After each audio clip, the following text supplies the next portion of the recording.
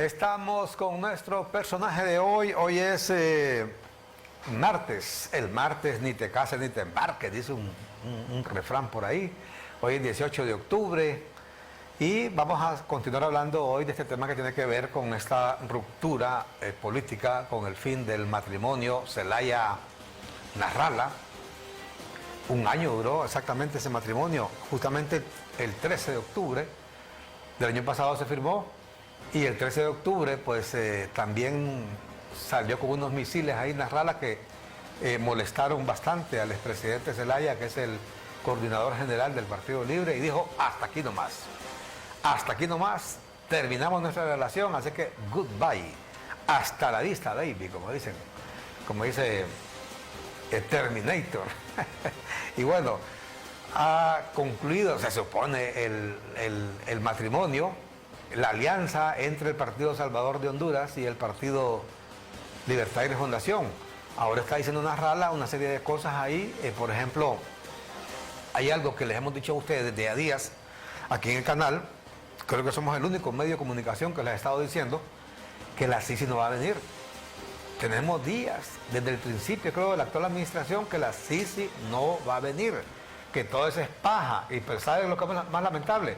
Que como ese discurso de la Sisi vende, hay funcionarios, hay diputados que no los conocen, que tienen una cola más larga que la de un rinoceronte o con la de un tiranosaurio, y ellos no quieren que la Sisi venga a Honduras, pero el diente labio le dice que la Sisi por acá, que la Sisi por allá. Se duermen a la gente penca, a la gente ignorante, a la gente atrasada, y la gente les cree el cuento y se echan a la gente al bolsillo, pero la Sisi no va a venir. Hoy que Narrala ya se ha peleado con el poder, pues entonces ya él ha dicho ayer que la Sisi no va a venir. Pero aquí se lo venimos diciendo nosotros ya días. ¿Ah? Narrala se lo dijo hasta ahora, que se peleó con el expresidente Zelaya. Pero aquí se lo dijimos, la Sisi no va a venir. ¿Sabe por qué? Usted tiene que aprender a leer más allá de la nariz. Usted tiene que aprender a ver el bosque, no únicamente el árbol. ¿Cómo cree que va a venir la Sisi si en el Congreso, sobre todo, han estado haciendo exactamente todo lo contrario para que la Sisi venga? Exactamente todo lo contrario. Lo primero que le va a pedir la Sisi, o las Naciones Unidas, que es el que va a enviar la Sisi, en este caso al Congreso de Honduras, para decirle, bueno, les enviamos la Sisi, pero legalicen la directiva. La pregunta es, ¿tienen los votos? Con solo eso, tienen para que la Sisi ya no venga a Honduras. 1, 2, vamos a ir con la Sisi a Honduras, pero deroguen ese decreto de amnistía y vuelvan a meter al mambo los que dejaron libres por delitos que no eran políticos ni comunes conexos, sino delitos que son delitos de corrupción, que son delitos aquí y en la China. Deroguen ese decreto de amnistía si quieren que vayamos. 3, deroguen la elección del Procurador General de Honduras y vuelvan a elegir con los votos. 4, y puedo seguir así contando un montón de cosas que no va a cumplir. Bueno, pero ya hablando de la Sisi meramente, propiamente dicha, la Sisi, una de las propuestas que hizo el gobierno de Honduras a través de la Cancillería es, 1, que la Sisi no sea independiente, sino que sea un organismo de apoyo, con el poder, con el Ministerio Público, de apoyo nada más. Y además de eso, que se investigue al gobierno anterior. Pero viene Naciones Unidas y le dice, no, si mandamos a la Sisi es para investigar el actual gobierno, la actual administración. 1, y 2, que sea independiente. Ni una cosa de la otra, ni una cosa, ni la otra acepta la administración actual. Es decir, que investiguen el actual gobierno, la Sisi, si viene. Es decir, insiste en que venga, pero que solamente investigue al gobierno que se fue. Y 2, que no sea independiente, que no pueda investigar los casos que quiera, sino que tenga únicamente que investigar casos que le designe el Ministerio Público, que le designe inclusive la UFERCO, el señor Luis Javier Santos, ¿va? Entonces así tampoco va a venir. En otras palabras, va a venir desmuelada la Sisi, si vendría, ¿va? Sin dientes, sin muelas, sin nada. Entonces la Sisi no va a venir. Todo eso es paja. Y lo que da, mira, a veces da bueno, no sé, una especie como de risa, de hilaridad y a veces hasta coraje cuando usted escucha a funcionarios cómo se duermen a la gente como el Mundo Orellana, ¿va? Que la gente aquí le cree. Un hombre que hay un grupo de gente y sobre todo algunos periodistas, y sobre todo como Renato Álvarez, que lo tienen como a Rixi, que a cada rato la entrevista, pero toda abusada, ¿va? Lo tienen en un pedestal ahí. Entonces, cuando habla como que está hablando la voz de Dios, ¿va? El Mundo Orellana, nadie sabe que no va a venir la Sisi. Pero usted no oye hablar a él, que la transparencia, que no sé cuánto, ¿va? Puro cinismo, eso se llama cinismo. ¿Sabe cómo son? Son como los fariseos. Jesucristo los denunciaba constantemente y por eso lo crucificaron. ¿Sabe usted que los fariseos, los escribas, los doctores de la ley que le llamaban, constantemente pasaban hostigando a Jesucristo? ¿Por qué lo hostigaban? Porque les decía la verdad. Les decía la verdad en todo sentido. Les decía, ustedes que se lavan las manos antes de comer, que oran en las esquinas para que todo el mundo los vea, están orando, que se sientan en las sinagogas en la primera fila para que todo el mundo los vea y todo el mundo los salude, ¿verdad? Son como los sepulcros blanqueados, les decía. Son relucientes, hasta relucientes por fuera, blancos, brillantes, bonitos, pero por dentro están podridos.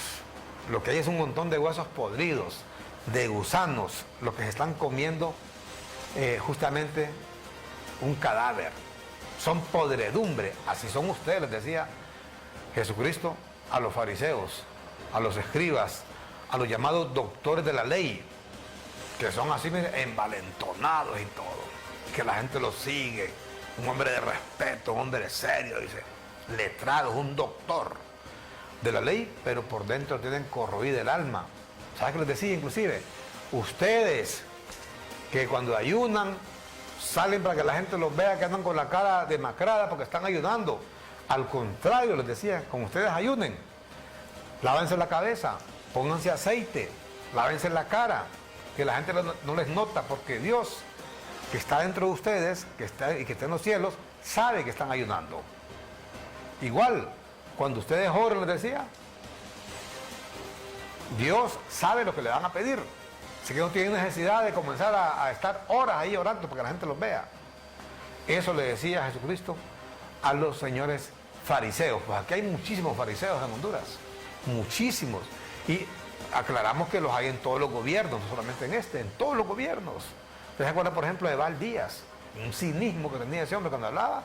Terrible, ¿verdad? Terrible. Pues igual ocurre aquí en este gobierno, también hay varios Eval Díaz. En el gobierno de Juan Orlando habían Eval Díaz y otro montón de Eval Díaz, ¿verdad? Y que se dedicaban únicamente a saquear el Estado, a realizar actos de corrupción. Entonces, si la CICI viene, que investigue a esa gente, pero que también investigue los actuales saqueos. Escuche usted lo que acaba de decir Juan Flores, ¿verdad?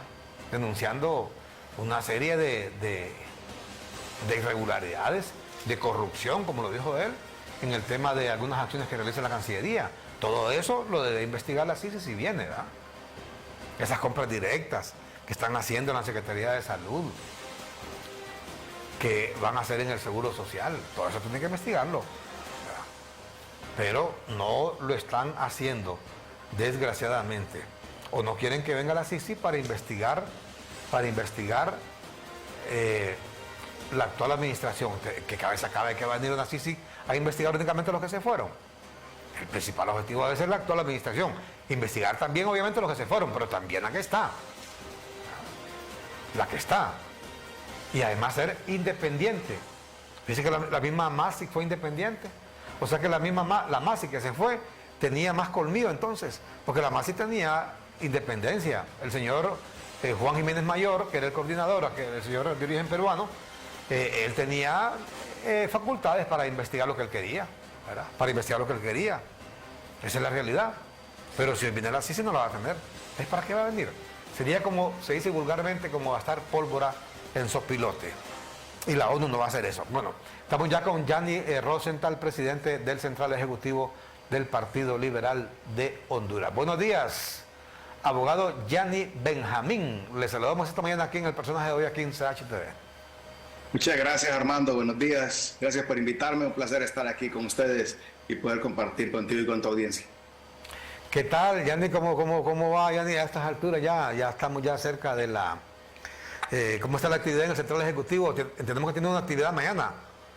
Sí, efectivamente. Mañana tenemos nosotros un homenaje para Francisco Morazán, porque pues, como ahora los días del cumpleaños de Francisco Morazán cayeron en el feriadón, ¿verdad? Entonces, en esa época, los diputados, los miembros del Central Ejecutivo estaban fuera de la ciudad y inclusive pues, para los alcaldes era difícil venir a la ciudad.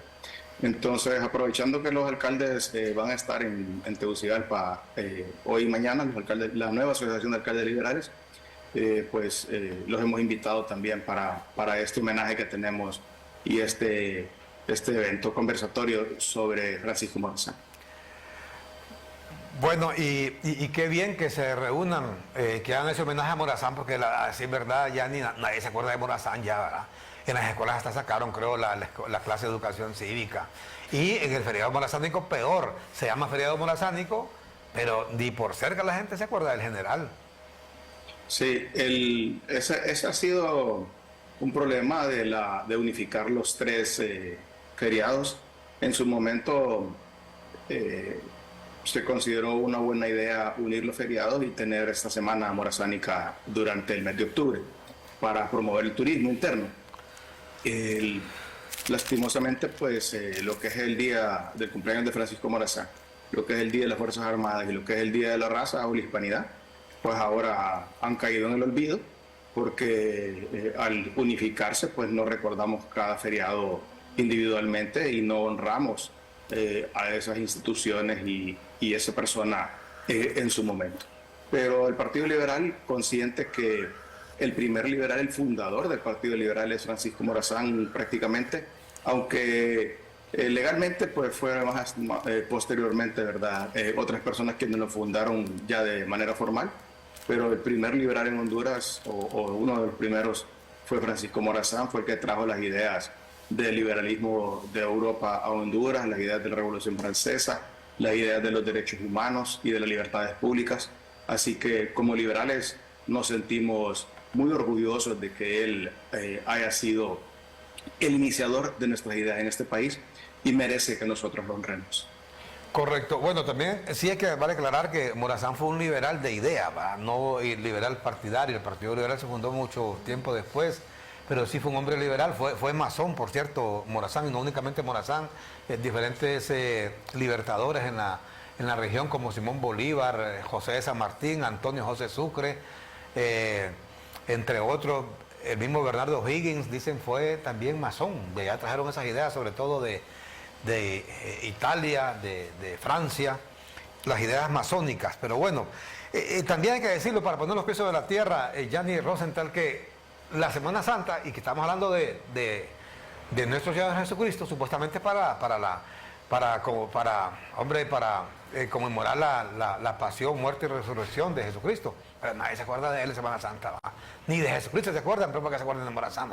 Todo el mundo en Semana Santa anda, pero chupando ahí, mujereando, en las playas, en bikini, en calzoneta, bebiendo y todo lo demás. ¿Quién se acuerda bueno, únicamente, obviamente, la feligresía católica, que es devota? La demás gente anda en su rollo ahí.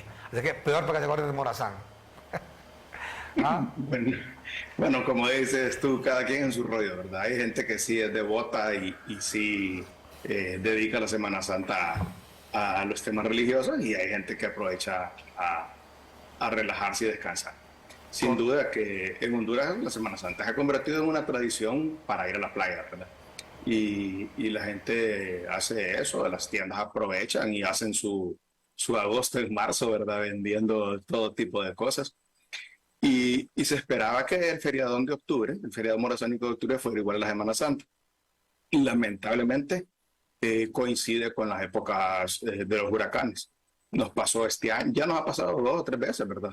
En pocos años. Entonces, posiblemente este año yo escuché algunas voces y sería o valdría la pena evaluar cambiar de fecha esta semana En El Salvador, por ejemplo, es en agosto, ¿verdad? Ellos tienen un feriado en agosto largo. De hecho, muchos salvadoreños vienen a Honduras en esa época. En Honduras en agosto hay una canícula que le llaman, que es que deja de llover ese mes y de repente pues convendrá mover esta semana morazánica a otro mes. Lo que sí creo yo es que se debe retomar un poco recordar a Francisco Morazán cómo lo va a hacer el Partido Liberal el día de mañana y no olvidar las cosas por las que él luchó, no olvidar la forma en que él logró conformar este país y cómo él luchó contra las fuerzas del oscurantismo y los conservadores y luchó por la unidad de Centroamérica. Lamentablemente, pues sus ideales con su muerte desaparecieron y Centroamérica se atomizó. Yo creo que si Centroamérica se hubiera mantenido unida no fuera tan pobre como lo es hoy y que otro gallo nos cantara.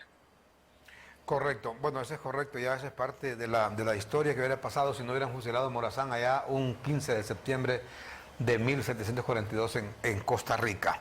Por cierto, esto de la Semana Santa, ahí en Cortés había un gobernador que se hizo famoso porque él quería que la gente celebrara la Semana Santa como debe ser, que yendo a las procesiones, al Santo Entierro, al Vía Crucis, etcétera, y prohibía los concursos de las famosas camisetas mojadas. La gente fue revuelta, todo el mundo se revolvió, porque don Eloy Pace no quería que vean las muchachas ahí con la camiseta mojada, y sin brasieres ahí en la playa. Imagínate, don Eloy, ya murió don Eloy Pace, ¿verdad? No, yo creo que sí, ya. Pero también hay que reconocer que hubo un momento que se excedió el tema de las camisetas mojadas, ¿verdad? Porque era al aire libre, pues ahí en la playa, no era un local cerrado y habían niños ahí y todo, y entonces, pues, en cierta manera, pues cierto que tenía razón él. Sí, hombre, don Eloy Pace. Bueno, Jenny Rosenthal, ¿qué lectura hace Jenny Rosenthal como presidente del Partido Liberal de esa ruptura, de esta alianza entre el Partido Salvador de Honduras y el Partido Libre? Bueno, lo primero que quiero decir es que es bien temprano en el gobierno, solo van 9 meses y ver una ruptura a estas alturas pues es sorprendente. No sé si la ruptura va a ser real o solamente es un llamado de atención para pedir más o para lograr que se cumplan las promesas. He escuchado que Nasrallah lo que dice es que no le cumplieron lo que le firmaron, ¿verdad? Y entonces quien dijo que se había roto la alianza fue Mel Zelaya. Nasrallah no había dicho eso y lo que decía es que le cumpliera. Así que vamos a ver qué ocurre. Sí vale la pena tomar nota que cuando el presidente Zelaya publicó un tuit diciendo que se rompía la alianza, la presidenta Xiomara Castro de Zelaya también le dio retweet a ese tuit, como validando o confirmando lo que había dicho Mel Zelaya. Entonces, yo lo que sí veo es que ha llamado completamente la atención de los medios de comunicación que se han enfocado a este tema y han desatendido los temas que realmente preocupan al pueblo, la falta de medicinas en los hospitales, la falta de empleo y el alto costo de la vida. Bueno, y justamente sobre eso, el Partido Liberal ha hecho alguna lectura antes de seguir con esto de la alianza y lo que puede venir, qué posición va a asumir el Partido Liberal en esto, si el Partido Liberal está dispuesto a hacer comparsa con el Partido Libre en una alianza ahora que se rompió con el Partido Salvador de Honduras. Antes de eso, no escuchamos que la oposición haga un planteamiento formal, Jenny Rosenthal, sobre este tema, por ejemplo, de la inflación, de la generación de empleo, o, en otras palabras, de la desincentivar el empleo en Honduras, con algunas medidas que se han tomado, porque sobre todo Jenny Rosenthal, que maneja muy bien el tema económico, sabe que el problema grave que hay en este momento en Honduras es la falta de empleo. Se supone que la principal meta del gobierno debería estar enfocada en eso, en generar empleo. ¿Le hemos escuchado al Partido Liberal en ese tema? Bueno, sí, el Partido Liberal ha venido señalando soluciones, ha venido señalando planteamientos desde hace varios meses, ha venido advirtiendo que este momento iba a llegar y ahora pues la economía se ha ido poniendo cada vez más lenta. la meta del Banco Central, de acuerdo al programa monetario del Banco Central, el crecimiento del país este año iba a ser entre 3,5 y 4,5%. Estimamos que en realidad pues va a terminar entre 2 y 2,5%. Al mismo tiempo, pues la inflación, la meta del Banco Central era 4%, la inflación actual es 10%. Entonces tenemos un aumento de la inflación combinado con una reducción en el crecimiento económico. Y eso es muy peligroso. Podemos llegar a un punto que los economistas llaman la estagflación en inglés, que es cuando hay un estancamiento económico y al mismo tiempo hay inflación. Y eso es lo más terrible que le puede pasar a un país, porque es cuando más se empobrece la clase baja y la clase media del país y todo el país. Y cuando más problemas económicos tiene un gobierno y todo el Estado. Entonces, Honduras, el Banco Central ha optado por no aumentar las tasas de interés para reducir la inflación. En Estados Unidos sí lo han hecho, en Europa lo han hecho, varios países de Centroamérica lo han hecho, México también lo ha hecho. Y esa diferencia que ha ocurrido en Honduras, que no quisieron subir la tasa de interés, se debe a que algunas de las autoridades consideran de que ya la tasa de política monetaria no incide mucho sobre la inflación y que la inflación está siendo importada. Pero es posible que el aumento de los intereses en el resto del mundo controle la inflación y Honduras salga beneficiada, pero sin duda pues que los países centroamericanos que han aumentado sus intereses van a tener una convergencia más rápida, es decir, van a reducir su inflación más rápido que los que no aumentaron los intereses, como Honduras.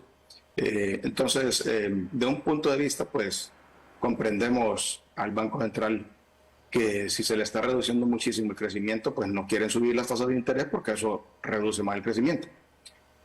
Pero de otro punto de vista, pues, no se combate la inflación. Y la inflación es algo muy duro para la gente, para el pueblo, porque hace que aumente muchísimo el costo de la vida.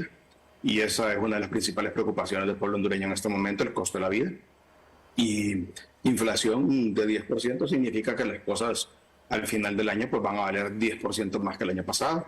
Y para las personas, digamos, quien vive el día al día y le ajustaba para los 30 días su salario, y ahora pues hay un 10% de incremento en el costo de la vida, pues solamente va a llegar hasta el día 27, vaya no le ajuste el sueldo para los últimos 3 días.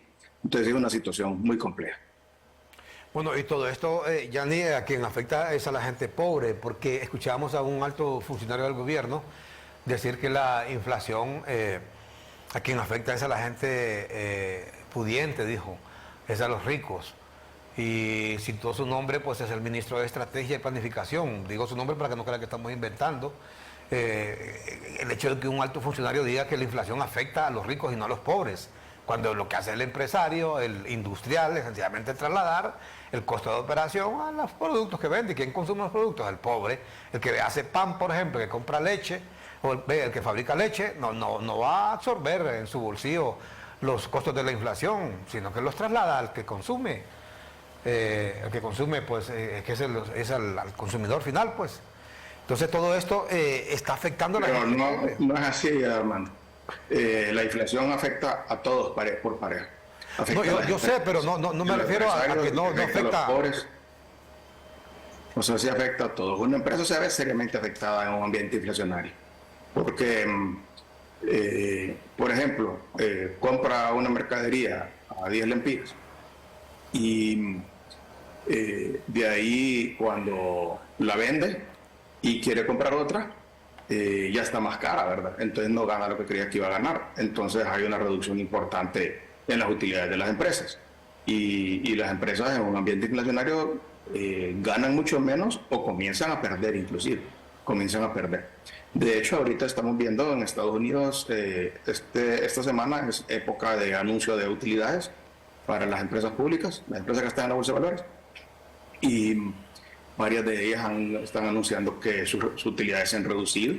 Los bancos han anunciado reducción de utilidades de 10-15%. Y ojo, esto aquí, por ejemplo, en el Valle de Sula hay varias empresas públicas que operan, que son empresas gigantescas en Estados Unidos, que están en la bolsa de valores allá, que se les están reduciendo mucho sus utilidades, que están anunciando que tienen un exceso de inventario que no pueden colocar, y entonces le están ordenando a sus plantas en Honduras que produzcan menos. Ya hemos escuchado muchos anuncios de empresas aquí en el Valle del Sula manifestar que van a tener que reducir el número de empleados en las maquilas porque no tienen consumo. Por lo mismo que explicaba yo antes, ¿verdad? Que si un consumidor se le aumenta el precio de todo, pues compra menos, ¿verdad? Compra menos cosas porque no tiene dinero. Entonces, eso viene a impactar en el volumen de ventas de las empresas y viene a impactar también en el número de empleados que esas empresas pueden tener. Se ven obligadas a reducir el número de empleos y eso va a golpear fuertemente a Honduras. Bueno, eso obviamente siempre afecta a todo el mundo, pero lo que sí decimos es que la mayor parte de los industriales trasladan los costos al consumidor final, pero obviamente sí se ve afectado porque la inflación, ese industrial, ese empresario también paga renta, paga impuestos, consume también y obviamente afecta en general. Por eso decimos, sobre todo ahora que entendemos que inclusive varias maquilas no solamente están reduciendo la producción, ya ni están también cerrando.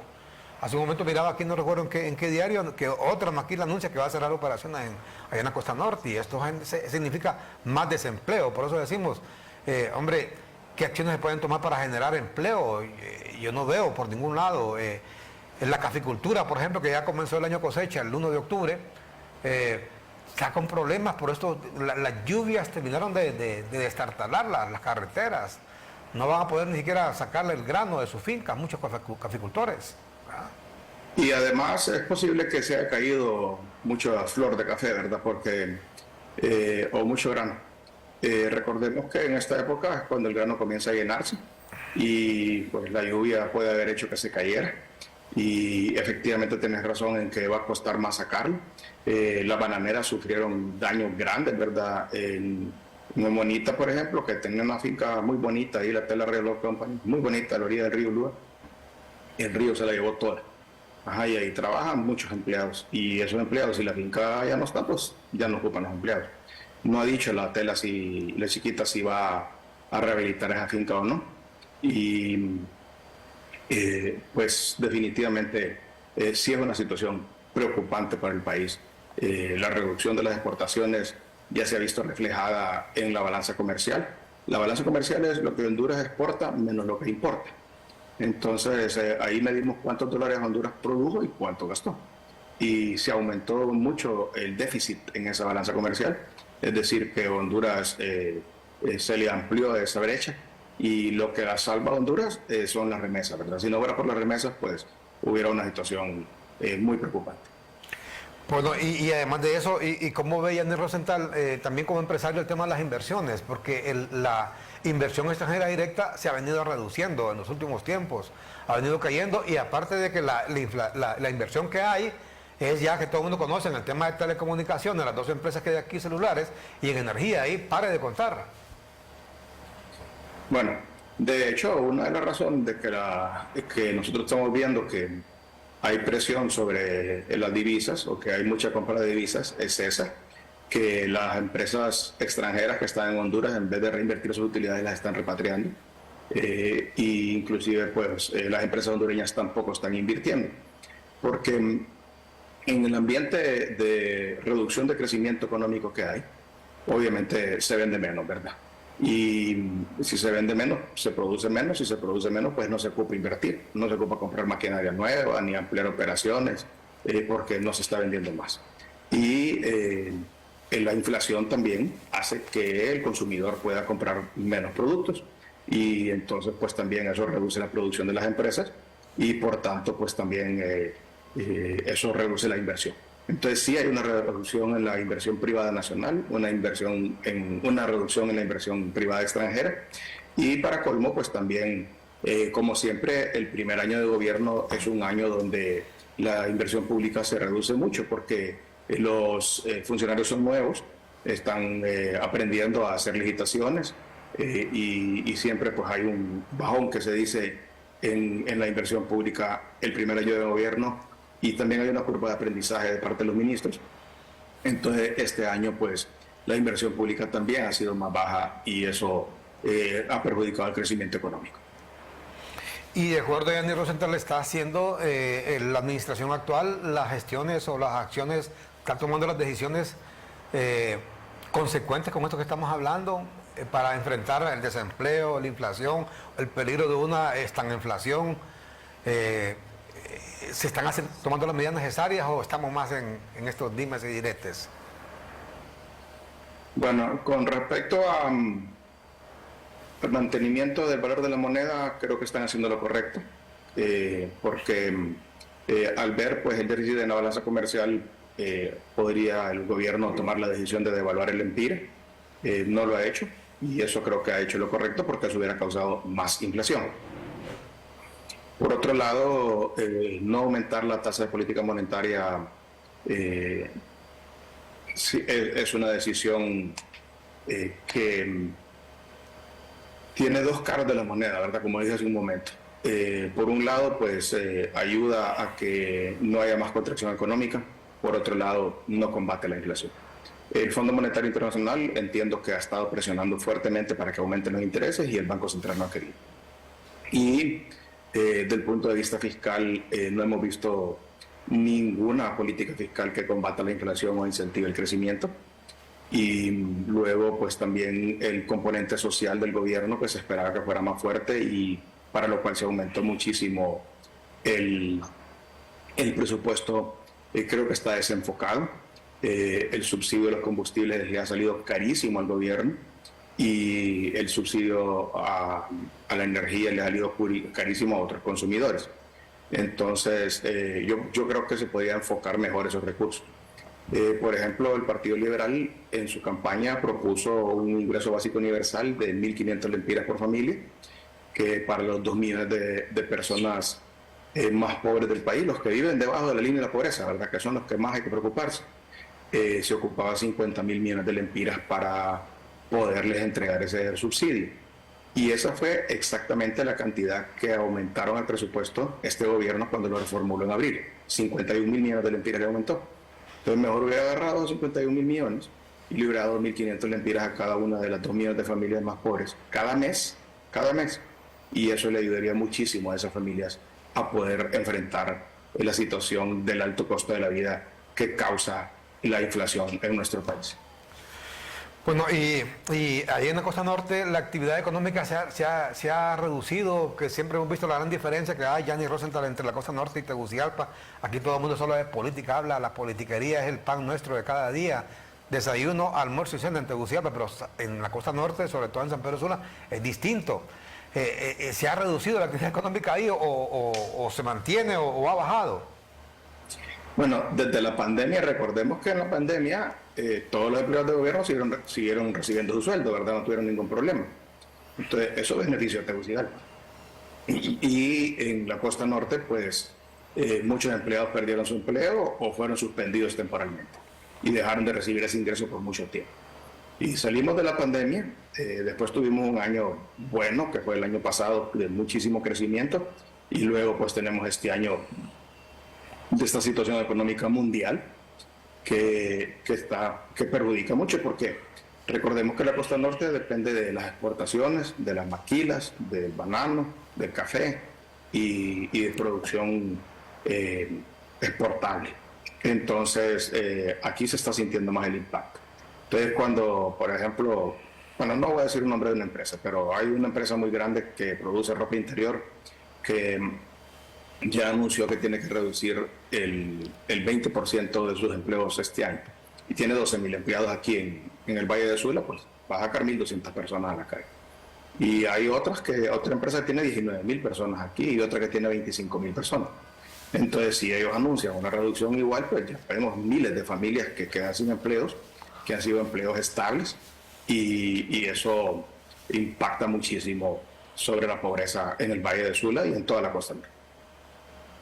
Bueno, y Yanni Rosenthal cree que el gobierno está enfocado en solventar todos estos problemas. Perdón, vaya, por ejemplo, hay un tema que vemos que nadie habla de este tema, ni la oposición política, ni nosotros como medios de comunicación, como periodistas, es el tema de la inseguridad alimentaria, que es una alarma que ha disparado las propias Naciones Unidas, Yanni Rosenthal. De hecho, por eso hay un foro que se celebra en este momento, que ayer habló la presidenta Xiomara Castro allá en Roma, en la FAO, que es la Organización de Naciones Unidas para la Alimentación, porque viene una hambruna a raíz de tantos problemas que hay en el mundo, de la inflación, la guerra en Ucrania, en Rusia y todo lo demás. Nos estamos preparando realmente para eso, para enfrentar, sobre todo hoy con esto de las últimas lluvias. Los datos que está dando en este momento la propia Secretaría de Agricultura y Ganadería es que se han perdido o más de 2.000 millones en cultivos. ¿Qué nos está deparando y qué estamos haciendo para prepararnos para esa hambruna que eventualmente puede llegar a Honduras y va a afectar sobre todo a quién? A la gente más pobre del país, ¿verdad? Mire, la tormenta Julia o huracán Julia demostró la vulnerabilidad que tiene nuestro país. Porque ni siquiera pegó aquí, el huracán pegó en Nicaragua, ¿verdad? Y sin embargo las lluvias causaron terribles daños. Y estuvimos a punto de nuevamente tener una tragedia en La Lima, porque el río Chamelecón en La Lima se sale cuando llega a 30, en una escala que tienen ahí, creo que son 30 pies, pero no estoy seguro, pero la escala llega de 0 a 30, normalmente se mantiene en 15. Llegó a 28.8, le faltaron 2 pulgadas para que se saliera el río. Y de ahí comenzó a bajar, gracias a Dios. El río Ulúa, pues en Progreso no tuvieron la misma suerte. Se salió el río Ulúa y causó estragos en todos los bajos del Progreso. La municipalidad de Progreso se ha visto obligada a resolver esos problemas casi sola. Ha tenido muy poco apoyo del gobierno central. Pero yo creo que este gobierno se tiene que enfocar a algo que hemos sabido los hondureños durante 20 años y de lo cual mi padre, don Jaime Rosente Oliva, habló muchísimo, y que es la construcción de las represas del Tablón, Jicatuyo y Los Llanitos. Jicatuyo y Los Llanitos son 2 represas gemelas, digamos, que se deben de construir sobre el río Ulúa para que el río Ulúa no descargue toda su fuerza sobre el Valle de Sula, sino que puedan contener el agua. Así como el Cajón retiene parte del agua del río Umuya, que el río Umuya descarga sobre el río Ulúa, es una afluente del río Ulúa. Entonces el Cajón sirve como un regulador del caudal del río Ulúa. Entonces se ocupa esas otras 2 represas para que hagan lo mismo con la parte del río Ulúa que viene de occidente. El río Chamelecón también viene de occidente. Entonces cuando llueve en Cotepeque, cuando llueve en Copán, nosotros ya sabemos que toda esa agua viene para el Valle del Zulia. De hecho, el gobierno tiene una estación que mide el agua en Santa Bárbara, en Chinda, y cuando el río llega a un límite allá, ellos avisan que 8 horas después va a haber inundación en el Valle del Zulia. Ahí se ocupó de construir esa represa del Tablón. A principios de año escuchamos que vino la presidenta a anunciar que le iba a construir, pero esa represa, si te acuerdas, cuando Ritzy Moncada era la gerente de la ENE, ella firmó un contrato con una empresa para construir esa represa. Creo que era como el 2008. Y de ahí para acá han pasado 14 años y todavía no se ha construido. Pepe Lobo también puso la primera piedra de esa represa. Juan Orlando también vino aquí al Valle de Sula una vez, trajo una maqueta bien bonita donde ya se veía cómo iba a ser la represa y fue a poner la tercera piedra en la ocasión. Y ahora pues la presidenta también ya anunció que sí la va a construir y había asignado en este presupuesto 1.000 millones de lempiras para ese tema. Prácticamente estamos hablando de la cuarta, quinta piedra que están poniendo, pero el proyecto pues no ha arrancado. Yo creo que esos 3 proyectos, el dragado de los ríos Chamelecón y Ulúa y el dragado de 3 canales que hay aquí, que son el canal Chambers, el canal Chotepe y el canal Maya, deben ser unas prioridades sumamente importantes de este gobierno. Correcto. Bueno, la represa Jicatuyo, ¿verdad? Que han puesto ya ¿cuántas piedras? No, del Tablón. El tablón, correcto, porque son 3. Creo que es como la quinta piedra que ponen ahorita. Es el Tablón, Jicatuyo y Los Llanitos. Son 3 represas que efectivamente aguas arriba del Valle de Sula urgen construirlas y no solamente se evitarían esas inundaciones. No es que no va a haber ninguna inundación, pero nunca como con los niveles que hay ahora en el Valle de Sula. pero también generaría energía limpia además, y además riego, para proyectos de riego y agua potable. O sea, ¿cuántos pájaros se matarían de una sola pedrada si nosotros hubiésemos hecho esas represas hace tiempo? Pero como, claro, somos rencos de la cabeza, aquí ya usted ya sabe qué pasa en Honduras. Imagínese usted cuántas piedras se han colocado ahí para la represa, el tablón y nada. Bueno, Yanni Rosenthal, con esto volviendo al tema de la alianza, ¿estaría dispuesto el Partido Liberal a hacer alianza con el Partido Libre, como lo ha dicho en las últimas horas su amigo Aristides Mejía, el hijo de doña Orfilia? Nosotros, mire, en primer lugar, ya estamos cansados de que personas de otros partidos le quieran decir al Partido Liberal qué es lo que tiene que hacer. Yo creo que todo el mundo se pone a opinar de que el Partido Liberal que se una, otra que no se una, que para qué va a apoyar a los socialistas, a los ñángaras, que por qué no los va a apoyar si somos iguales. El Partido Liberal toma sus propias decisiones. Lo segundo es que las decisiones del Partido Liberal pues se toman en el Central Ejecutivo y la bancada del Partido Liberal. Al final, pues una alianza entre el Partido Liberal y el Partido Libre en este momento no sería una alianza electoral, sino que legislativa, porque es lo que ellos ocuparían, los diputados del Partido Liberal. Entonces, yo platiqué con Tito ayer sobre lo que yo vi, lo que tú publicaste ahí en las redes sobre las declaraciones que él dio. Entonces, él me expresó y creo que aclaró más tarde, ¿verdad?, que él no estaba hablando a nombre del Partido Liberal porque él no es la autoridad del Partido Liberal. Entonces, pues habiendo aclarado eso de él, creo que queda claro. El Central Ejecutivo no ha discutido al respecto. Vamos a tener una reunión mañana y también vamos a reunirnos con la bancada. Y los alcaldes también, como te dije, estarán en Tegucigalpa el día de hoy y mañana reunidos. Y también pues son una fuerza importante de nuestro partido, una fuerza muy importante. Y también hay que escucharlo, ¿verdad? Escuchar su opinión y entre todos pues tomar la mejor decisión.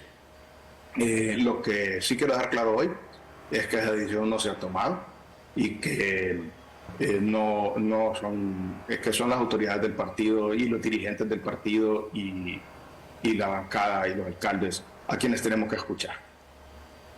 Correcto. Bueno, entonces la decisión la va a tomar la bancada del Partido Liberal y el Central Ejecutivo. ¿Se hacen o no una alianza con el Partido Libertario de Fundación, que por cierto harían, decía Tito Mejía ayer, una alianza demoledora, porque harían 72 votos, 50 votos, hablamos de votos en el Congreso por conducto de los diputados, 50 diputados que tiene el Partido Libre y 22 que tiene el Partido Liberal, 72 votos que serían, casi dijo, invencibles ahí a la hora de votar, sobre todo, pero estamos hablando para la mayoría simple, porque la mayoría calificada son 86 votos, así que le faltaría ahí conseguir votos, inclusive hasta cachurecos, porque con los 10, ni así se una el Partido Salvador de Honduras, que son 10, harían únicamente 82 votos, uno de la Desgracia Cristiana, 83, le faltarían 3 votos ahí al menos que tilín, ¿verdad? Tienen a Barahona también, ¿verdad? Tienen un cachureco. Tienen un cachureco, es cierto. Rolando Barahona ya van 84, entonces solo faltan 2. Ya faltan 2 y con el tilín ahí creo que fácilmente lo consiguen. Harían los 86 votos para hacer la mayoría calificada. Sí, también hay que tener en cuenta que pueden ocurrir dos cosas. Puede haber una propuesta de la cúpula de Libre a la cúpula del Partido Liberal de que haya una alianza, o puede haber un intento de asaltar el Partido Liberal y tratar de sonsacarle a los diputados uno por uno sin hablar con la cúpula, sino que saltarse a la dirigencia del Partido Liberal, irse directamente donde cada diputado y tratar de convencer los que necesitan. De hecho, yo me imagino que también Redondo alguna injerencia tendrá sobre el resto de su bancada del PSH, ¿verdad? Y que algunos de los diputados del PSH se van a quedar con Redondo. Entonces, no todos los 10 diputados del PSH se están yendo. Sí se está yendo, pues, algunos, pero bueno, Redondo, por ejemplo, es uno que no se va, ¿verdad? Correcto. Bueno, yo he escuchado, bueno, de varias gente ahí cercana al Partido Liberal, cercana al Congreso, cercana ya al Juan Pablo II, allá donde está la sede de la Casa Presidencial, que efectivamente han habido movimientos, sobre todo a nivel de alcaldes, Yanni Rosenthal, alcaldes liberales, que usted dice que tienen reunión mañana con la Asociación de Alcaldes Liberales, que les andan endulzando el oído, como se dice, no sabemos con qué argucias, pero que sí quieren como que arrebatarle alcaldes al Partido Liberal. Y si están buscando alcaldes, entendemos que también van a buscar también arrebatarle diputados. Eso significa entonces que no hablarían con el Central Ejecutivo, con la cúpula del Partido Liberal, sino que buscarían buscarían, como se dice, atajos para llegar a los diputados del Partido Liberal en este caso. Sí, efectivamente puede ocurrir y es un tema que hay que evaluar.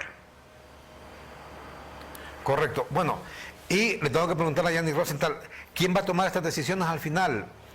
¿Quién es el que dirige el Partido Liberal? ¿El Central Ejecutivo, Yanni Rosenthal, o el expresidente de Honduras, Carlos Roberto Flores?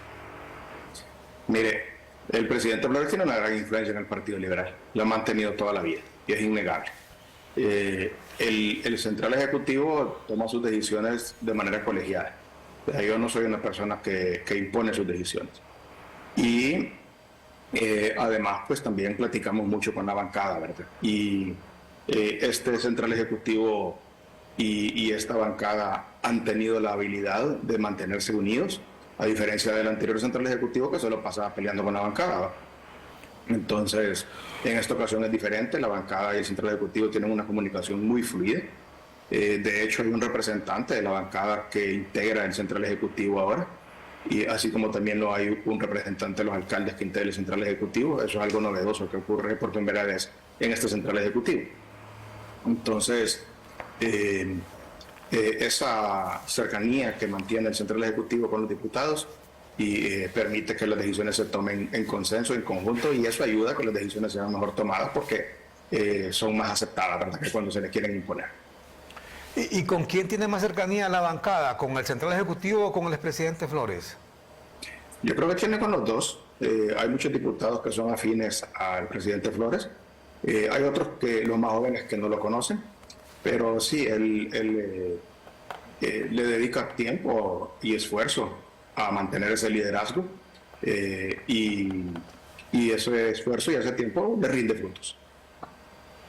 ¿Y cómo que tiene tanto poder el presidente Flores ahí en el Partido Liberal, ¿no? Todavía, si fue presidente, imagina usted cuánto. Hace 20 años, va. Por lo que le digo yo, que le dedica tiempo y esfuerzo a eso. Y entonces el que trabaja, pues le salen las cosas, ¿verdad? El que haga no le salen, porque el que trabaja le salen las cosas. O sea que a él se le cumple aquel refrán que dice, al que madruga, Dios le ayuda, o al que madruga, come pechuga, algo así más o menos. Come pechuga el hombre, pues. Y el que se duerme solo el hueso. Y el que se duerme solo el hueso. Solo deja los huesitos ahí. No había oído esa ya de que el que madruga come pechuga, está bueno. Sí, hombre. No, pero hay que reconocerle al expresidente Flores, que tiene su liderazgo, ¿va?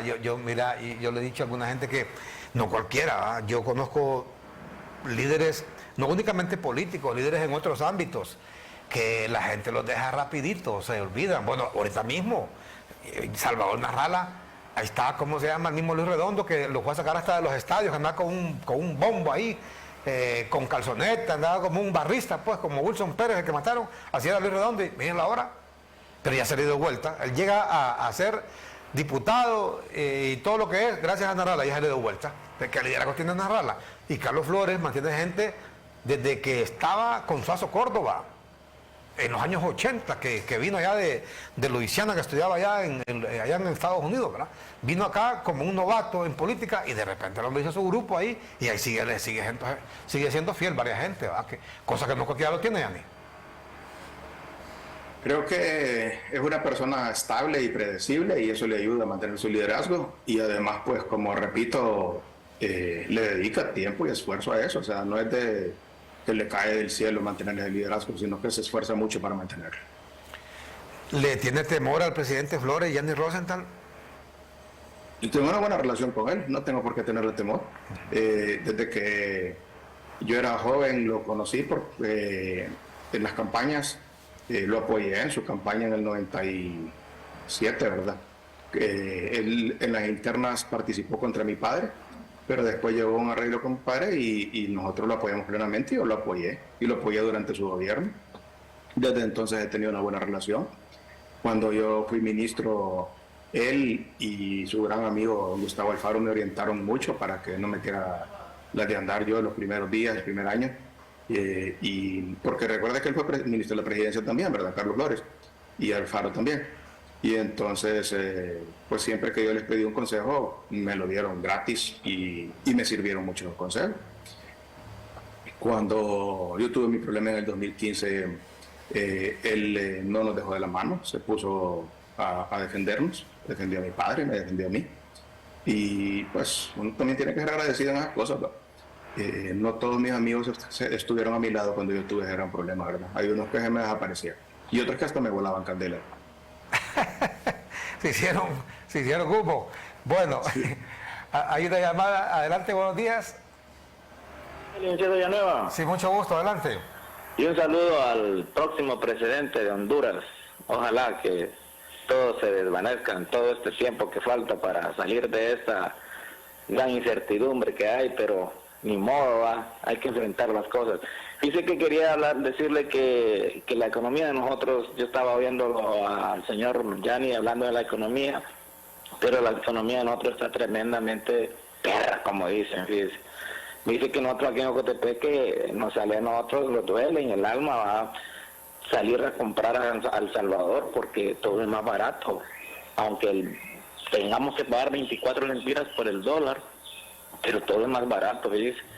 Póngale que para ir yo a San Salvador, de aquí son 95 kilómetros, moviéndome yo de aquí de Ocotepeque, yo solo gasto 50 lempiras, eso gasto. Ajá, y para moverme de aquí a Santa Rosa, que es el mismo kilometraje, con una carretera que está que parece que es carretera de Yuntehueyes, gasto 130. Estamos hablando de 80 lempiras de diferencia. O sea que yo voy a El Salvador ida y vuelta y todavía me sobran 20 lempiras solo en el pago de aquí a Santa Rosa. Solo ahí mire la enorme diferencia. Otra cosa, se la voy a poner bien facilita, don Yanni. Una pupusa salvadoreña aquí en Ocotepeque, de las que hacen aquí que son salvadoreñas se supone, cuesta 20 lempiras. Y allá cuesta 6 lempiras, licenciado Villanueva, don Yanni Rosenthal. O sea que con $1 yo me como 4 pupusas. Y aquí son 80 lempiras. Es tremendamente la diferencia, abismal, por donde usted lo quiera agarrar, licenciado Villanueva y don Yanni. Tremendamente. O sea, que prácticamente el dólar, dolarizar el país en El Salvador, pues, el precio está congelado, el combustible, el diésel está a 4.14 y ya tiene como 3 meses de estar así, 4.14. Entonces vale la pena dolarizar ese país. Ahora, la pregunta que le hago a don Yanni es esta. ¿Puede Salvador Narral ser presidente sin ir a elecciones? Porque así lo oí yo a él. Muchas gracias, licenciado Villanueva. Muchas gracias a usted por su participación. ¿Qué le parece, Yanni? Pues nadie puede ir a elecciones, nadie puede ser presidente sin ir a elecciones, ¿verdad? Entonces, la última parte de su pregunta, ahí pues no puede ser presidente sin ir a elecciones. A menos que tuviera una ausencia permanente de la presidenta y entonces se viera obligado el Congreso a escoger uno de los designados presidenciales y le tocará a él. Es la única forma que podría ser presidente sin ir a elecciones. Y mire, lo que ha manifestado el amigo ahí sobre las diferencias de precios entre Honduras y El Salvador es sorprendente. O sea, dice que una pupusa vale 6 lempiras, y hay 20 lempiras acá, el triple. Creo que, bueno, me tiene sorprendido. Es la primera vez que escucho de esa diferencia de precios. Y está bueno para el negocio, ¿verdad? Ir a traer pupusas y venir a venderlas aquí al triple.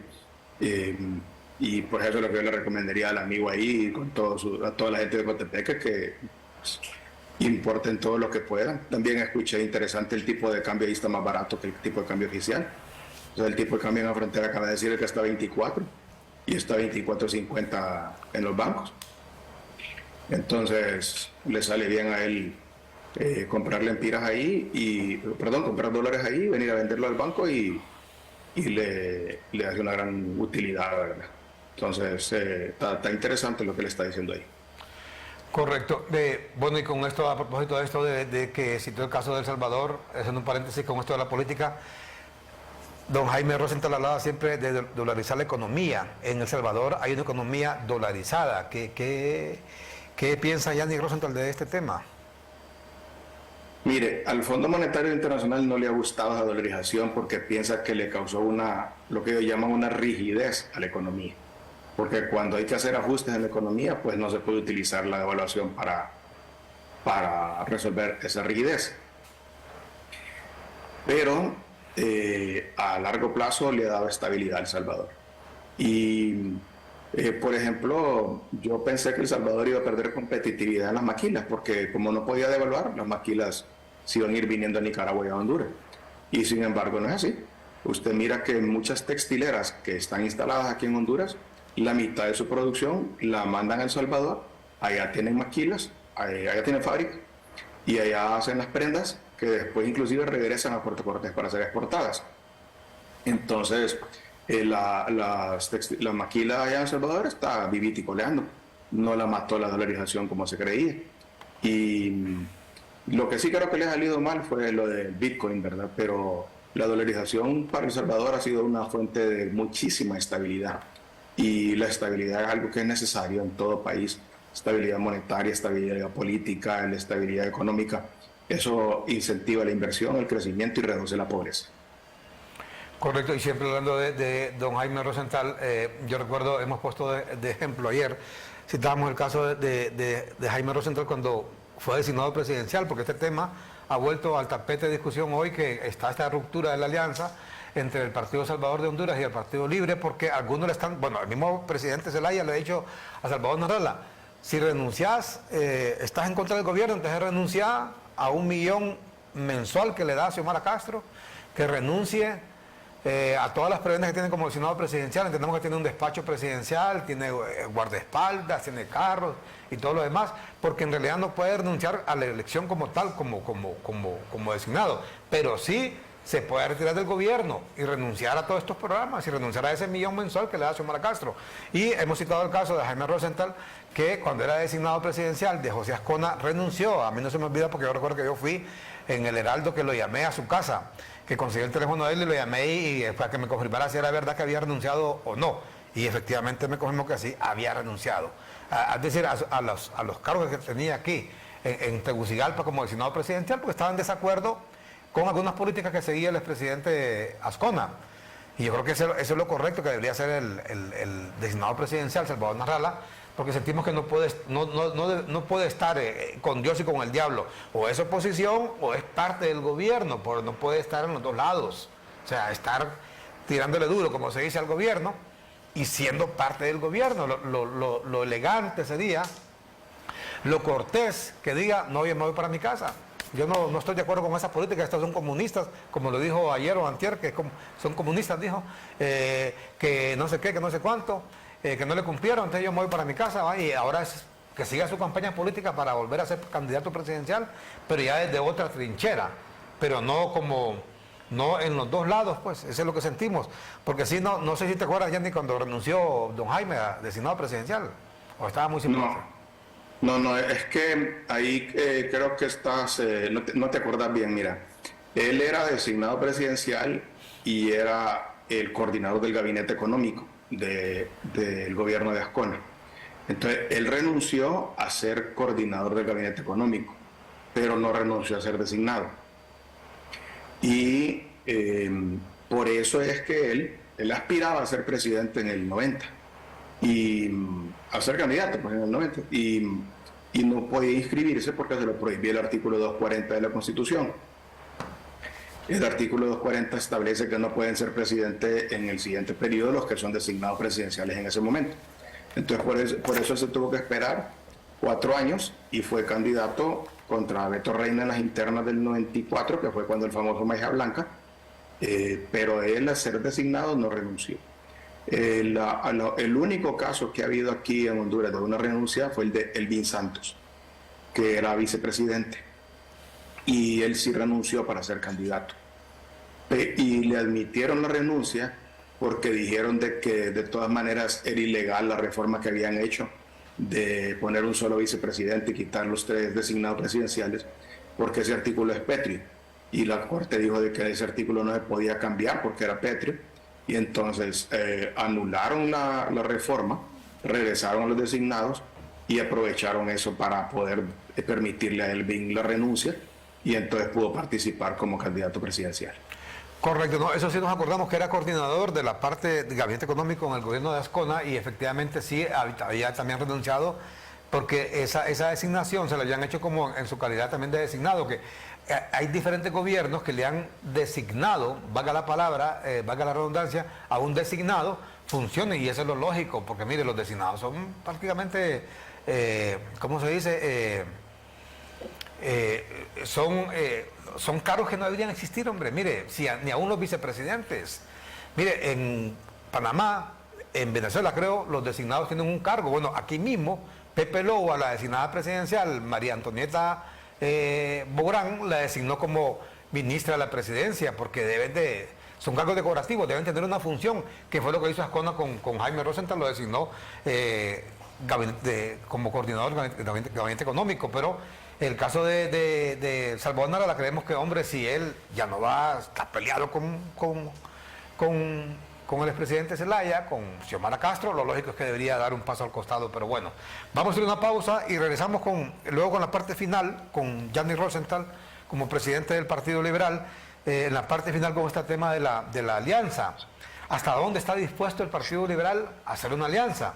Ayer aquí le decía Fernando Anduray que cómo es posible que pudieran eventualmente hacer una alianza con el Partido Libre, después dice de todo lo que ha pasado con Manuel Zelaya Rosales, que justamente fue el que dividió el Partido Liberal. Y bueno, vamos a ver qué opinas sobre esto, Gianni Rosenthal, si es que existe esa posibilidad de verdad de que el Partido Liberal haga una alianza con el Partido Libre. En política, pues, hay un refrán que dice que en política no hay amigos permanentes, ni hay enemigos permanentes, únicamente hay intereses en común.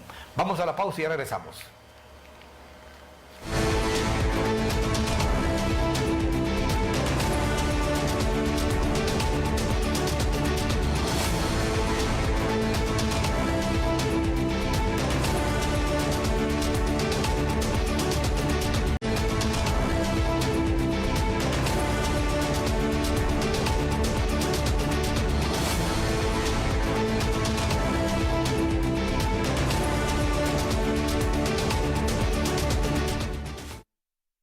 Estamos de regreso esta mañana con el personaje de hoy, en este día con el presidente del Central Ejecutivo del Partido Liberal, Gianni Benjamín Rosenthal. Gianni, ¿qué posibilidad hay de que se dé o no una alianza concretamente con el Partido Libre? Al final al cabo dice alguna gente que fueron los mismos, pues en un tiempo son los mismos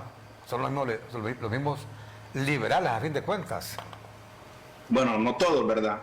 Sí hay una parte grande de Libre que fueron liberales, e inclusive fuimos compañeros en muchas campañas. Pero también hay otros grupos ahí radicales que tienen otras ideologías, que vienen de la resistencia y del frente, bueno, del FPRM y esos grupos que sí integran Libre y aparentemente tienen un peso político muy fuerte ahí adentro. Y entonces no todos somos lo mismo. Yo creo que este tema de una posible alianza, primero, ni nos la han propuesto a nosotros, ¿verdad? Segundo, nosotros tampoco la andamos buscando, pues no es que andamos diciéndole, hey, háblennos que aquí nosotros nos queremos aliar, ¿verdad? Y tercero, pues yo te pediría que nos dejes el espacio para la reunión mañana del Central Ejecutivo y la bancada, donde vamos a platicar sobre este tema y evaluar los pros y los contras entre todos, porque varias cabezas piensan mejor que yo. Correcto, y con esto de la elección de la Corte, a propósito de eso, ¿cómo está el Partido Liberal? Gianni Rosenthal, alguna gente dice que ya comenzaron a repartirse el pastel ahí entre el Partido Liberal, Partido Libre y Partido Nacional. No, miren, en primer lugar, ni siquiera han llegado los candidatos al Congreso, ¿verdad? Hay que darle su espacio a la Junta Nominadora para que hagan su trabajo. Y yo quiero que hagan un buen trabajo, que manden 45 candidatos buenos ahí al Congreso, para que el Congreso tenga solo filete de donde joder, ¿verdad? Que no le van a mandar cosas que no son. Así que ese periodo ya inició. Recordemos que ya anunciaron ellos que tiene 15 días los interesados para proponerse. Entonces, pues creo que en noviembre ya sabremos quiénes son los que se propusieron. Y luego, pues ellos harán su trabajo en noviembre, diciembre, y es hasta finales de enero cuando tiene que presentar la lista al Congreso Nacional de los 45. Y de ahí el Congreso tiene unos cuantos días para tomar su decisión. Y ahí, pues en ese momento, pues tal vez sí creo que se va a dar lo que dices tú de las discusiones sobre la integración del Poder Judicial. Pero sí quiero decir algo, Armando, que es importante. Y es que Juan Orlando Hernández tomó una decisión que tiene muchas consecuencias ahora. Y esa decisión fue que él decidió que la Corte Suprema declarara inaplicable el artículo 239 de la Constitución. Eso nunca había ocurrido antes. Nunca la Corte Suprema había declarado un artículo de la Constitución que no se podía aplicar. Y entonces él lo hizo con el artículo 239, que él prohibía la reelección. Entonces abrió un camino muy peligroso, porque ahora pues la Corte Suprema, con ese antecedente que no fue objetado, puede también declarar inaplicable, por ejemplo, el artículo 240 de la Constitución, que establece quiénes son los que no pueden ser presidentes en el siguiente periodo, o los artículos 126 al 131, que son los que garantizan la libertad de prensa, la libertad de expresión, y puede declarar inaplicable también los artículos, por ejemplo, que prohíben el matrimonio entre personas del mismo sexo o que prohíben el aborto. Entonces la Corte Suprema ahora ha agarrado un poder exagerado a raíz de la decisión que tomó Juan Orlando. Y eso es un tema que obliga a los partidos a interesarse mucho en la Corte Suprema, porque van a haber muchos temas ideológicos que se van a decidir ahí en la Corte Suprema. Es más, si Libre logra controlar la Corte Suprema, ni siquiera ocupa hacer una Asamblea Nacional Constituyente, porque todos los cambios que ellos quieren para refundar Honduras, como ellos dicen, los pueden hacer a través de la Corte Suprema. ¿Y qué debería pasar entonces si existe ese peligro que dice Gianni Rosenthal, que si Libre llega a controlar la Corte, no habrá necesidad ni siquiera de que monte una constituyente, podrá darle vuelta a todo, como se dice, como lo hizo Juan Orlando en su momento, vía Corte Suprema? ¿Qué se puede hacer?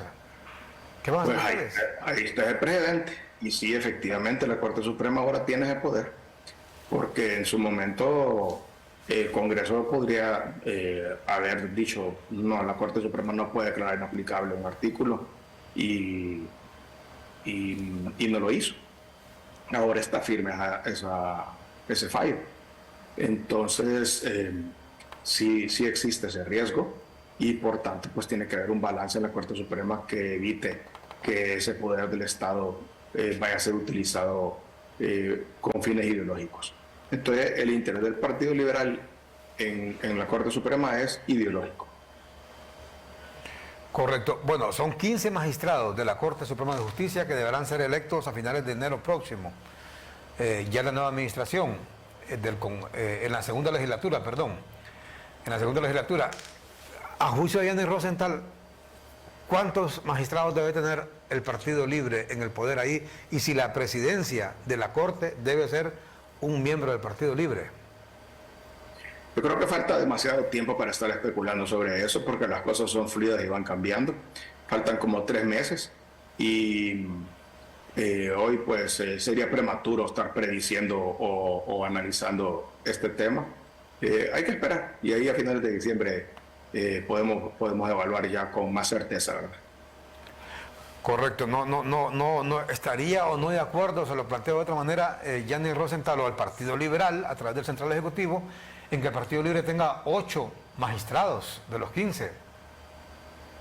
Bueno, esta es la misma pregunta, Armando, y no es que no te la quiera contestar, sino que es que falta demasiado tiempo, pues.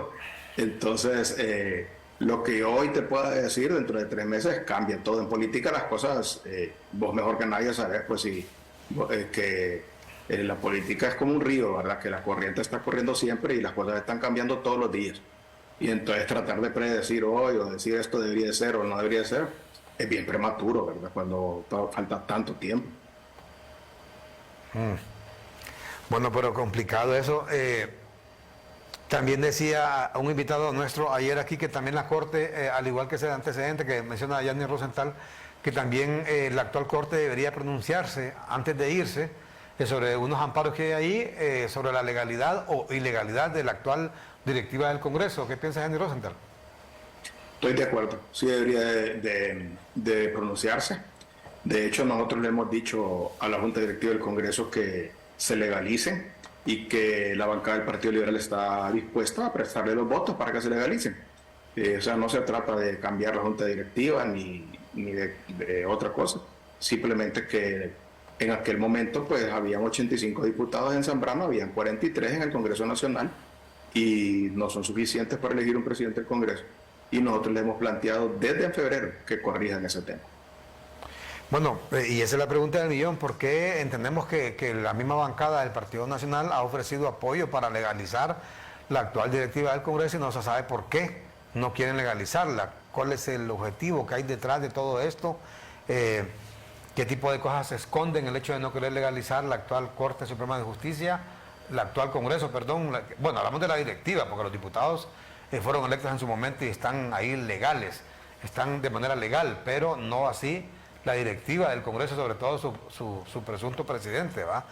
¿Qué cosas se esconden ahí?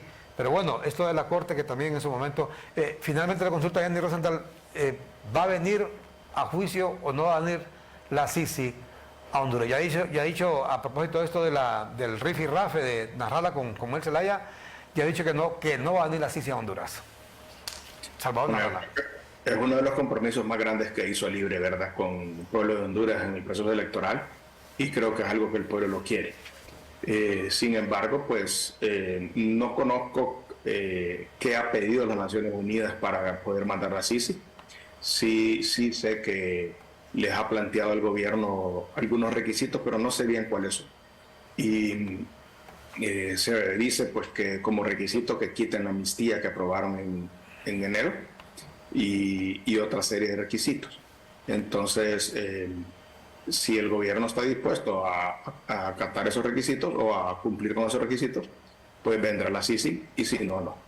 Pero también yo escuché el otro día a la representante de las Naciones Unidas, Alice Shackelford, manifestar que en Guatemala tomó 5 años instalar la CICIG y ahorita llevamos 9 meses aquí.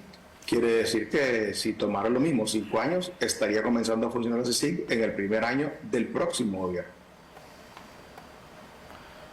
Bueno, 5 años estuvo efectivamente en Guatemala y hoy... 5 años para instalarla. Para instalarla, correcto. Y luego también tardó varios años para comenzar a dar resultados allá en Guatemala. Entendemos que una de las cosas que no ha querido y que difícilmente van a la CICIG aquí es porque está pidiendo las Naciones Unidas que si la CICIG viene, van a ir a investigar todo. Está pidiendo independencia para la CICIG y aquí quieren que venga, pero como un organismo de apoyo del Ministerio Público sin independencia, número 1. Y número 2, que solamente investigue a gobiernos anteriores, sobre todo esto último de Juan Orlando Hernández, y que no investigue la actual gestión. Y Naciones Unidas pues no está dispuesto a invertir así, porque esa es una inversión, cuesta mucho dinero, un organismo como la CICIG, y no está dispuesta pues a apoyar ni a invertir, mucho menos a invertir dinero, si solamente, o si no va a poder investigar al actual gobierno, y tampoco va a ser independiente. Bueno, solo finalmente, Yanni Rosenthal, ¿qué piensa que va a pasar la próxima semana, que es la audiencia del expresidente Juan Orlando Hernández ahí en Nueva York? Bueno, pues a ver si no la prorrogan, ¿verdad? Como siempre ocurre en estos casos, ¿verdad? Que van dándole largas y largas las audiencias. Entiendo que podría uno de los temas ahí ser que él pida una fianza, o simplemente puede que sea una conferencia de estatus que llaman allá en Estados Unidos. Entonces, a ver, si ese es el gran tema que está pendiente en estos momentos. Y luego, pues también falta que fijen fechas para juicio, si es que él se va a ir a juicio. Y también me imagino que el juez va a querer saber cómo van con el avance de la entrega de la evidencia a la defensa de Juan Orlando. Perfecto. Bueno, muchas gracias, Gianni Rosenthal. Bueno, pues a la orden, Armando. Muchas gracias por invitarme. Te agradezco muchísimo por la oportunidad y por De el nuevo, espacio. el evento mañana del general Morazán aquí en Tegucigalpa, ¿verdad? En el Central Ejecutivo. Sí, a las 10 de la mañana. Estás cordialmente invitado. Perfecto, muchas gracias. Gianni Rosenthal, presidente del Central Ejecutivo del Partido Liberal, con estas consideraciones, luego de todo lo que se ha especulado, con esta ruptura de la alianza entre el Partido Libertad y Refundación Libre y el Partido Salvador de Honduras de Narrala. Hay liberales, algunos dirigentes liberales como Aristide Mejía, que pues se han puesto a la orden del presidente Zelaya, han dicho que estamos nosotros con los brazos abiertos, listos para que nos llame y nos fundamos en un abrazo y hagamos una alianza entre el Partido Liberal y el Partido Libre. Pero aparentemente no han sido llamados, no sabemos si hay interés o no de parte del Partido Libre. Aparentemente hay interés, sí, de algún apoyo del Partido Liberal, pero por otra vía, no por acuerdos con el Central Ejecutivo actual, sino por la vía de conseguir apoyo individual de alcaldes y apoyo individual de diputados, o sea, como sonsacar, como se dice popularmente, a diputados liberales para que apoyen a Libre en diferentes decisiones. Una de ellas, por supuesto, la elección de la nueva Corte Suprema de Justicia, la elección del nuevo fiscal general del Estado, que se ha mencionado ahí que podría ir la señora Rixi Ramona Moncada como fiscal general. ¿Cómo lo pueden lograr? Bueno, aquí ya todo el mundo sabe. El famoso tilín, que en su momento ha sido muy mencionado, sobre todo por el profesor Rafael Pineda Ponce, que es utilizado en diferentes periodos legislativos para conseguir el apoyo de diputados. Y claro que esto no solamente es en Honduras, es en todos lados, donde, por ejemplo, ustedes han escuchado la famosa corrupción que han hablado en Perú, que todavía mantiene preso a Alberto Fujimori ahí. Yo he pensado que Fujimori se va a morir y la izquierda peruana van a pedir que mantengan el cadáver ahí en la cárcel.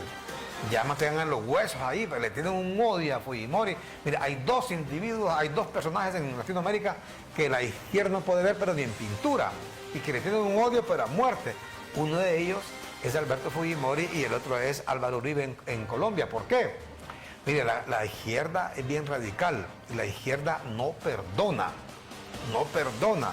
sobre todo con aquellos elementos o personajes que les han declarado la guerra abiertamente. Mire, Fujimori es un tipo que puso a la izquierda en su lugar en Perú, ¿verdad? Fíjese que no solamente persiguió y capturó a Ismael Guzmán, se llamaba, ya murió, un vago allá, fundador de Sendero Luminoso. Aquí hay gente que lo defiende capa y espada. Fíjate la vez pasada que hablaba de Ismael Guzmán, una amiga periodista me escribió para decirme que cómo me atrevía, dijo, a hablar del presidente Gonzalo. ¿Sabe por qué? Ese era el seudónimo de él, se hacía llamar presidente Gonzalo. Un vago ese hombre, mire, oiga, asesino. ¿Sabe a qué se dedicaba Sendero Luminoso en Perú? A masacrar poblaciones completas de gente pobre, campesinos sobre todo. Eso hacía, sobre todo allá en Ayacucho, Sendero Luminoso. Matar, masacrar campesinos. ¿Cómo pueden defender a alguien así? No puede ser. Pues Fujimori lo persiguió, lo encarceló hasta que murió en la cárcel a Ismael Guzmán, ¿verdad? Igual a toda la guerrilla, Tupac Amaru. Mire, luego vino Tupac Amaru, se tomó por asalto la embajada de Japón en Lima. ¿Qué hizo Fujimori? Nunca negoció con ellos. Después de varios meses de la toma de la embajada, por cierto, ahí estuvo un embajador de Honduras, que era Eduardo Martel. Eduardo Martel, el embajador, habló del papá, del hijo. El papá era cuerdo, un hombre muy respetado, el hijo era un medio chiflete, ¿verdad? Pero bueno, mire, entonces Fujimori asaltó la embajada, mató a todos los guerrilleros de Tupac Amaru, incluido su jefe, que era un Néstor Serpa Cartolini se llamaba, y liberó a todos los que estaban secuestrados ahí, incluido el embajador de Honduras. Hasta ahí nomás llegó ¿cómo se llama? La toma de la embajada en Japón. Y por eso, mire, por ese gran golpe que le dio Fujimori a este movimiento guerrillero de Tupac Amaru y por el golpe que le dio Sendero Luminoso, odian a muerte a Fujimori. Le repito, usted puede ver a Fujimori, que ahorita lo llevan en silla de ruedas, ya parece una calavera, fíjese. Ya parece una calavera con pelo. Ahí lo llevan, mire todo, que ya parece que va a pegar el macanazo, ya tiene como 90 años, creo. Y si por ejemplo un juez dice que le van a dar casa por cárcel, cuidadito, y ahí van todas las calles, va a protestar, que no sé cuánto, que no sé qué, a meterle fuego al Palacio de Justicia ya, porque quieren que Fujimori muera ahí, así como murió Abimael Guzmán, ¿verdad? Álvaro Uribe, en Colombia, bueno, usted ya sabe, fíjese que Álvaro Uribe inauguró su gobierno, estuvo 2 periodos, y el primer día de su gobierno, Álvaro Uribe montó todo un operativo para ir a perseguir a la FARC, que es la narcoguerrilla, que esos son, mire, esos no son guerrilleros, son narcotraficantes con fatiga, ¿va? Yo le digo que yo respeto más aquí a los de la pandilla 18 y la pandilla MS-13, que ellos dicen somos de la mar y punto, y andan tatuados ahí con la MS-13 o la 18, y son gente respetable, ¿va? Pero ya no, allá andan disfrazados, mire, son mareros, son narcotraficantes, andan con una fatiga, con un fusil, somos guerrilleros, dicen, con una boina, ¿va? No jodan. O son guerrilleros o son narcotraficantes, pero esos están en los dos lados, sirven al Dios y sirven al diablo. Incluido el que es presidente ahora de Colombia, ¿verdad? El señor Gustavo Petro. Incluida aquí la que vino acá, que le dieron el turbante mágico. ¿Cómo se llama? Piedad de Córdoba. $68,000 llevaban el turbante. Imagínate, hasta el sol de hoy nunca ha dado cuenta. La mujer mágica, turbante mágico. Entonces, a Álvaro Uribe no lo quieren por eso, porque le declaró la guerra a sus 8 años a la guerrilla, ¿verdad? Ya de Colombia. Pero bueno, ese es el caso que se da con este tema. Pero aquí en Honduras, lo que va a hacer el Partido Libre es buscar controlar la Corte, ¿verdad? Controlar al fiscal general. Allá andan diciendo que el próximo año, que ya controlen la Corte y que controlen el Ministerio Público, van a meter preso a todos los cachurecos. Hasta el último cachureco, y a sus aliados, ojo, a sus aliados del partido que sean, es para el mamo que van, esa es la consigna que lleva Rixi Moncada, meter al mamo a todos esos que son diputados todavía, inclusive algunos diputados que son del Partido Nacional, exministros. A Eval Díaz lo van a traer del pelo allá a Nicaragua para meterlo preso, a sus aliados del Partido Liberal, quienes han sido aliados de ellos, y en fin, esa es la consigna que tienen el Partido Libre. Por eso van a buscar la manera de controlar la próxima Corte con 8 magistrados, y si tienen el apoyo ahí de la alianza con el presidente Flores, pues van a tener la mayoría, ¿va? De magistrados en la próxima Corte. Porque por lo menos ahí en el Consejo Nacional Electoral, Carlos Flores actuó como un claro aliado del Partido Libre a través de Ana Paola, ¿va? Ahí le hacían los mandados al Partido Libre. Vamos a ver qué pasa ahora con la Corte, a quienes eligen de magistrados en el próximo periodo. Vamos a la pausa y cuando regresemos vamos a tener mucho más información acá en su noticiero matutino HTV.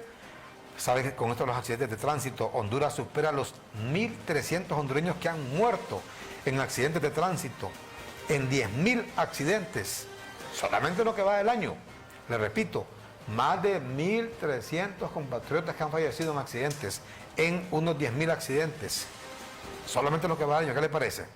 Es que mire, aquí los hondureños, y no me incluyo en eso, conducen con una temeridad que cuando me tengo que viajar, yo me persigno y encomiendo mi alma a Dios. ¿Sabe por qué? Porque ahí cualquier orate en la carretera a usted le tira el carro encima.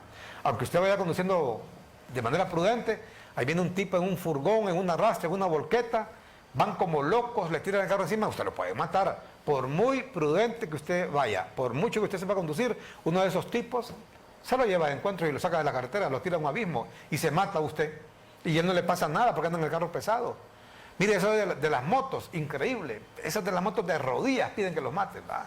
Se le atraviesan a usted por todos lados y ni quiera Dios. Por eso hay que persignarse. Si usted es católico, si no es católico, pues pídale a Dios que si usted muere en un accidente en la calle ahí, porque es mucho loco, pues encomiéndele su alma, ¿va? Porque es demasiado loco. Y el principal problema es que no existe en Honduras la autoridad de tránsito. No existe, está únicamente de nombre, la famosa Dirección de Viabilidad y Transporte. Vamos a la pausa y regresamos con estas informaciones. Vamos a la pausa con Claro esta mañana. Vamos a la pausa con Claro Hogar. Con la red móvil más rápida de Honduras y del mundo, disfruta del entretenimiento de Claro Hogar con internet de 60 megas, 2 cajas digitales con canales HD, llamadas ilimitadas a la red Claro y Paramount Plus, incluido en Claro Video por solo $50. Contratalo ya en tiendas Claro o llamando al 2205-3333. ¡Claro que sí!